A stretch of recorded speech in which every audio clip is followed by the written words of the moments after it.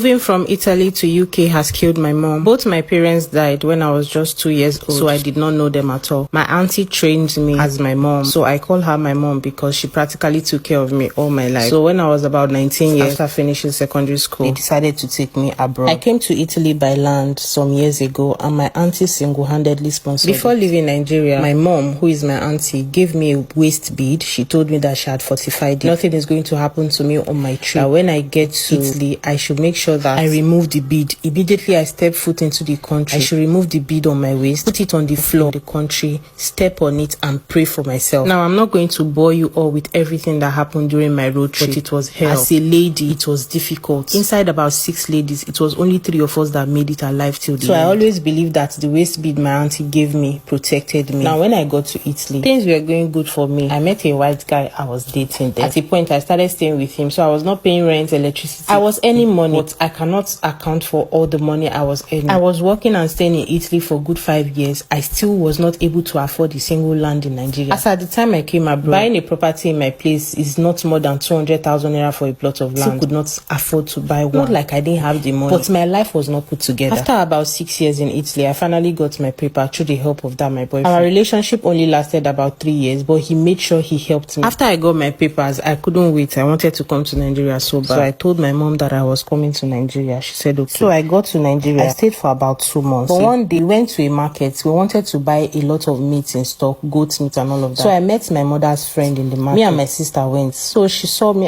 When did you come back? You know, she drew me aside. One side, she was talking to me. How is everything over there? She asked me, are you still in Italy? I said yes. She said, my daughter, try me you come up for Italy. I said, mommy, why? She said nothing, but try me you come up for that country. Just go another place. Abi, you like the place. You never tire you. Come up for Italy. Now waiting my mind just tell me, I tell you, that was the language she used on me. So I said, okay, no problem. I just thanked her and I left. She asked me to give her my number. She said she does not want my Nigerian number. She wants my international number. So I gave it to her. So we got home. After my stay in Nigeria, I came back successfully. So this woman started calling me. My daughter, that thing when I tell you, don't take it lightly. Pray about it. It's a very serious matter. I'm like, mommy, what are you talking about? Why you want me to leave this country to go to another country? All of them is abroad. She said, don't worry, pray about it. So one day I was talking to my mom and I told her, I said, this is what your friend said. She screamed on top of her voice, that woman is not my friend. She's a witch. I want you to block her. Don't you ever call her. Don't you ever speak to her. I was like, mommy, are you not friends again? She said they are not friends, that I should block her. So for the next 2 months, whenever this woman called me, I was ignoring her call. I didn't block her, but I was ignoring her. So one day she tried calling me with a different number and I picked up the phone. She was like, my daughter, I know you are avoiding me because your mother called me. I want to explain something to you. I know your mother told you not to ever talk to me again. I don't want money from you. I just want your life to be better. She told me that she was not going to call me again. That was the last call, but I should just make sure I find out everything for myself. There's something hindering me, but I should make sure I pray about it. So I started thinking, when I came to Nigeria, all my brothers and sisters that are in Nigeria are doing better than me that have been in Italy for how many years?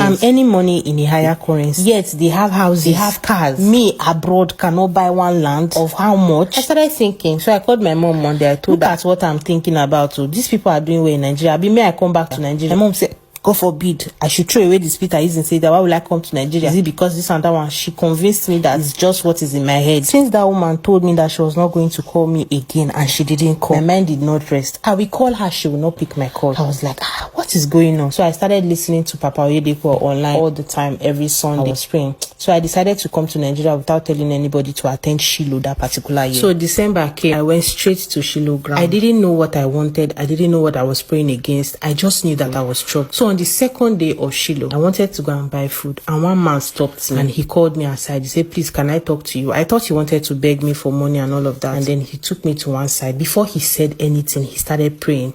He held my hand and he was praying. He was speaking in tongues. I feel it that this man was, there's this sensation that comes with praying deeply. After he prayed for me, he asked me, do you live abroad? I said yes. He said anyway, that he has a revelation for me. He needs to pray about it and be sure that tomorrow I should call him, we'll meet, and then he will tell me everything that he saw. Winners, they don't do revelation and all of that. He was a pastor in another ministry that also came to Shiloh, for prayers and to tap from the grace of the altar. So the next day, he told me that I have an enemy in my family, that they gave me something that has been with me for years. He said that thing was used in exchange for my destiny. The same